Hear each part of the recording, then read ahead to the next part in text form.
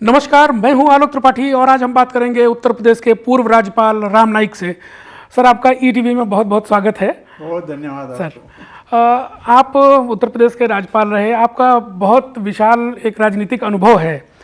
पिछले जो चुनाव हुए हैं 4 राज्यों में भारतीय जनता पार्टी की सरकार बन रही है। आप जो जनादेश भारतीय जनता पार्टी को मिल रहा है उसको किस तरह से आगे की भावी राजनीति को देश की देखते हैं आप? ऐसा है ना, मैं जहाँ तक उत्तर प्रदेश का विशेष सवाल, क्योंकि उत्तर प्रदेश देश का सबसे बड़ा प्रदेश है और यहाँ जो चुनाव के नतीजे होते हैं उसकी चर्चा देश भर होती रहती है। और फिर प्रधानमंत्री कौन बनेगा, केंद्र में सरकार किसकी बनी हुई, ये भी उत्तर प्रदेश पर काफ़ी मात्रा में निर्भर रहता है। और मुझे इस बात की बड़ी प्रसन्नता है कि उत्तर प्रदेश में दोबारा भारतीय जनता पार्टी की सरकार बनी और ये इस दृष्टि से एक इतिहास भी बन गया। अब ये चर्चा में सब लोगों को आ गया, लेकिन एक दृष्टि से शायद विचार यहाँ पर नहीं हुआ, वो मैं मानता हूँ कि बताना चाहिए। और वो मेरा कहना ये है कि उत्तर प्रदेश के चुनाव के बारे में अखबारों के, लिखने वालों के, बोलने वालों के जो भी विचार चल रहे हैं वो अभी भी उत्तर प्रदेश की राजनीति केवल जाति के आधार पर है, ऐसे बात को लेकर चलते। तो मेरा ये मानना था और मैंने ये बात मैं यहाँ 3 जनवरी को जब आया था मेरा एक किताब का विमोचन करने के लिए तब कही थी। हमारे इंटरव्यू में भी आपने कहा था सर। और उसका मेरा मुद्दा ये है कि देखिए 2014 में जब मोदी जी प्रधानमंत्री बने तब तो उत्तर प्रदेश को भी भारी बहुमत यहाँ से मिला था, तो कहाँ गया वो जाति का मामला? वह हो गया समझो। तो 2017 में विधानसभा का चुनाव हो गया, वहाँ भी उससे अधिक अच्छी जीत मिली। अब ये ठीक है कि उम्मीदवार तय करते समय किसकी आबादी कहाँ है वो देखकर लोग उम्मीदवार तय करें, लेकिन जो मतदाता है वो मतदाता में जो परिवर्तन हो रहा है उसका जितना विश्लेषण होना चाहिए उतना नहीं हुआ, ऐसा मुझे लगता है। तो 2017 की बात हो गई। 2017 के बाद 2019 का लोकसभा का चुनाव आ गया, उसमें भी फिर भारतीय जनता पार्टी की जीत हुई। इतना ही नहीं, तो चुनाव के पहले 6 महीना जिला पंचायत का चुनाव हो गया, उसमें भी 75 में से 68 अध्यक्ष उत्तर प्रदेश के भारतीय जनता पार्टी के बने। तो अब ग्राम पंचायत के स्तर के भी जो बातें हैं वहाँ भी पहले जैसे जाति का नहीं चलता है और ये बड़ा मौलिक परिवर्तन उत्तर प्रदेश में हो गया है, ऐसा मैं मानता हूँ। दूसरी बात तो ये है कि जो काम जिस प्रकार से योगी जी ने किया, उत्तर प्रदेश में कौन सी कमी है, तो मैं भी जब आया तो आप लोगों को याद हो या न हो तो यहाँ उस समय पर बिजली का एक नया ऑफिस इलेक्ट्रिक एसोसिएशन का खोलना था और उत्तर प्रदेश में 24 घंटे बिजली नहीं मिलती थी। तो मैंने उसमें कहा था कि भाई जब तक प्रदेश में 24 घंटे बिजली नहीं मिलेगी तब तक कोई भी उद्योगपति नहीं आएगा।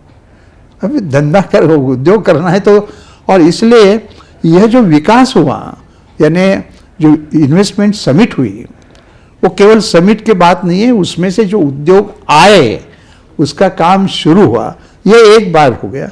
और दूसरी जो बात उत्तर प्रदेश में काफ़ी अभी समाप्त होने के स्तर पर आई है वो है लॉ एंड ऑर्डर सिचुएशन, कानून व्यवस्था।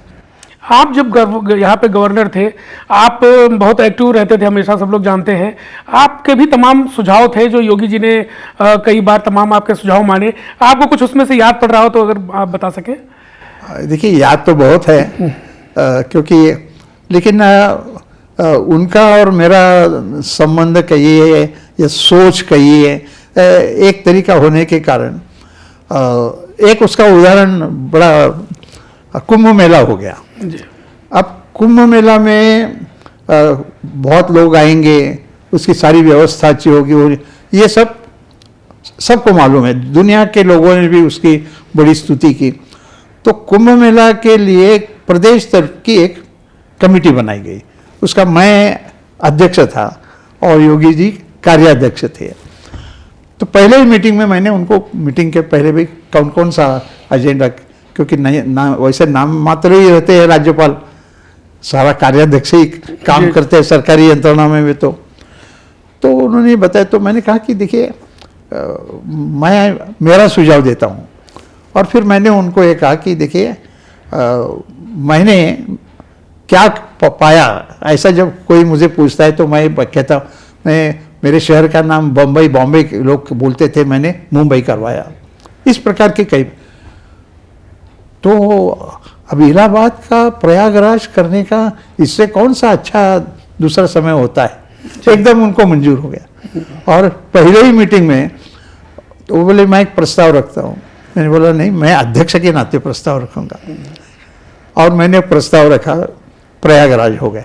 अब कितने समय से लोग मांग ये कर रहे थे कि इलाहाबाद का नाम, और वास्तव में सांस्कृतिक नाम कितनी पुरानी अपनी पद्धति, जीवन पद्धति है, और प्रयागराज में दिखाई नहीं देता था जी। अभी आपने बात की पिछले जो चुनाव की, किस तरह से लोग मैच्योर हो रहे हैं, हम इसी को और आगे बढ़ाना चाहेंगे।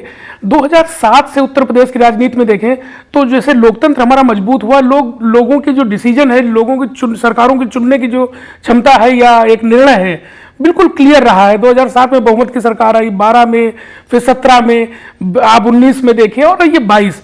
इसको आप किस तरह से देखते हैं? देखिए, इसको देखने का, एक सोचने का, ये भारतीय जनता पार्टी की जीत हुई, यह एक हिस्सा है।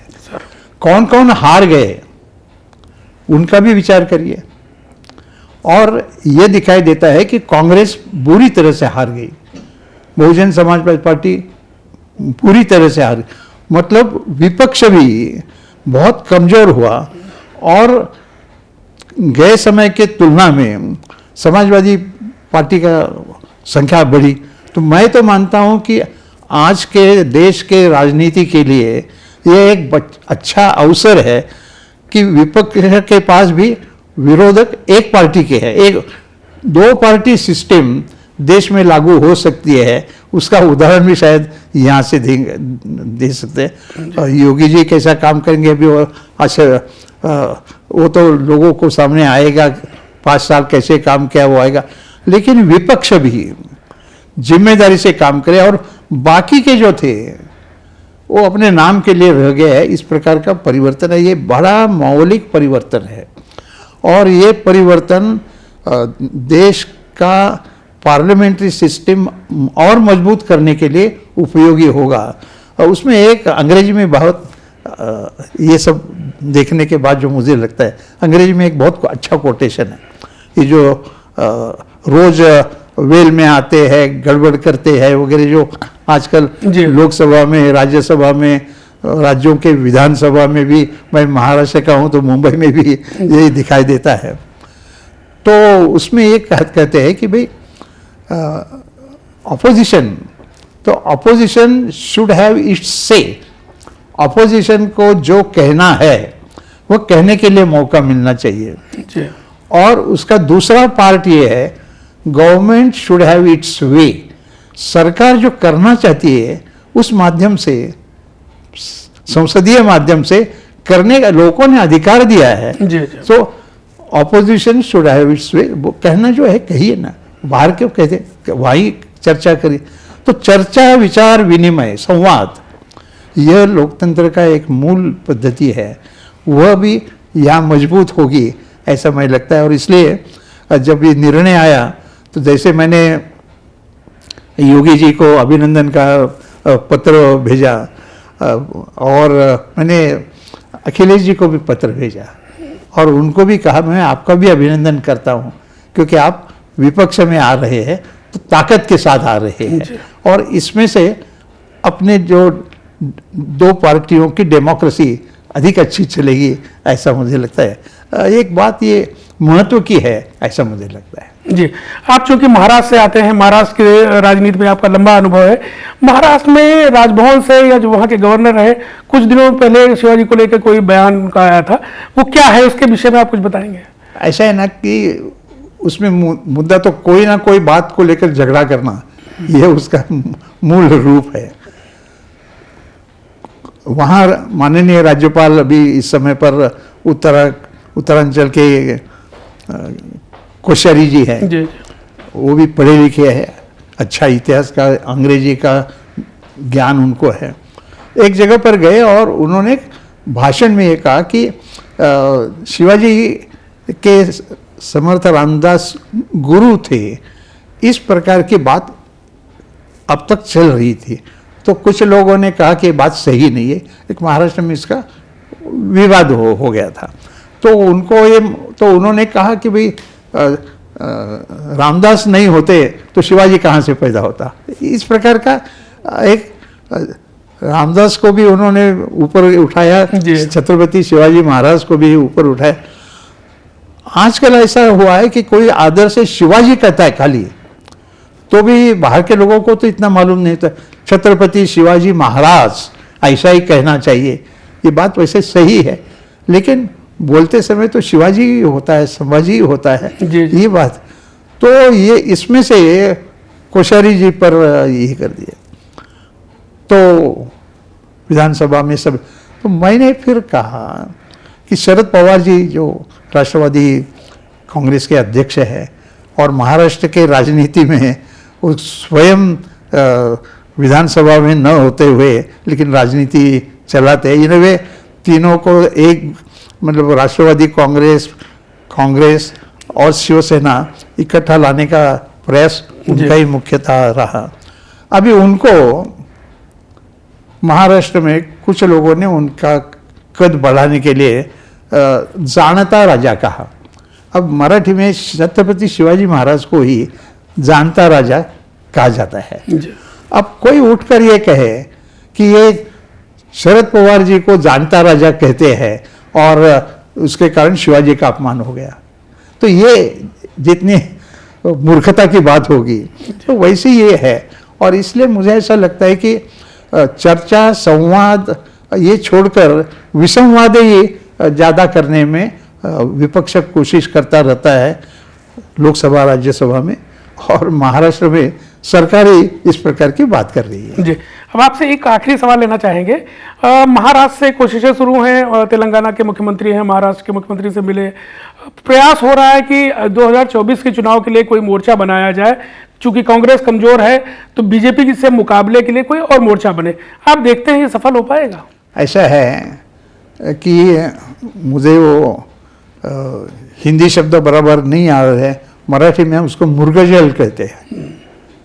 धूप में ऐसे जाते हैं मैदान में तो पानी है ऐसा लगता रहता है। क्या कहते हैं उसको? मृग मरीचिका यहाँ पे कहते हैं। हाँ, तो वो वैसा है। यानी अब इकट्ठा आना ही संभव नहीं है। छोटे गोवा प्रदेश में वो इकट्ठा नहीं आ पाए, जहाँ 40 विधानसभाएं हैं और तुलना में शिवसेना वहाँ है, राष्ट्रवादी कांग्रेस वहाँ है, वहाँ उनका समझौता नहीं हो गया। तो ये आसान नहीं है। देश भर के व्यक्तित्व इस प्रकार के उभर कर आने के लिए जो व्यक्तित्व की क्षमता लगती है वह होनी चाहिए। और हम देख रहे हैं कि कांग्रेस को लगता है वही सबसे बड़ी पार्टी है विपक्ष में। तो अभी कांग्रेस का जो नेतृत्व है वो किस प्रकार से देश को दिशा दे सकता है, और इसलिए ऐसा व्यक्तित्व भी होना चाहिए। आप कल्पना करिए, अभी प्रधानमंत्री नरेंद्र मोदी जी है, उन पर भी कई बातों कहते हैं, मैं उसके बाद में, लेकिन अटल बिहारी वाजपेयी जी ने 23 पार्टी की मिलीजुली सरकार चलाई। इसमें से इसी प्रकार के लोग थे, लेकिन उन्होंने चलाई। और चलाने के लिए जो मानसिकता लगती है कि भाई सबको साथ में लेकर चलो, यह करे। ऐसा आज कांग्रेस में, कांग्रेस खुद की पार्टी बराबर नहीं चल रहा। भाई चुनाव में जीतना हारना एक बात है, लेकिन खुद की पार्टी नहीं चला सकती है। और फिर व्यक्तित्व है कौन सा कि जो सबको समझ होगा, ऐसा व्यक्तित्व नहीं है।